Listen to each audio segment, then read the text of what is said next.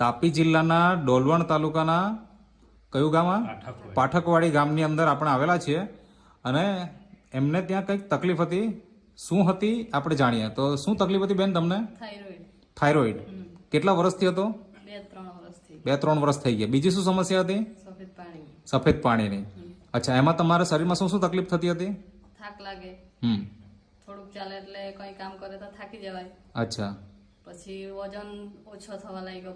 46 kilo હતો, એમાંથી ધીરે ધીરે 36 કિલો થઈ ગયો. ઓકે, એટલે 10 કિલો જેટલો વજન ઓછો થઈ ગયો.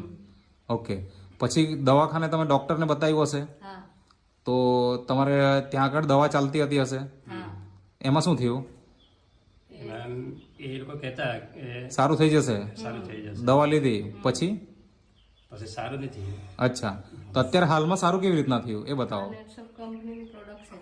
આજે નેટસપ કંપનીની પ્રોડક્ટ છે એ તમે વાપરી અને એનાથી તમને રિઝલ્ટ મળી ગયું. ઓકે, તો આજે એકદમ સારું છે. હા.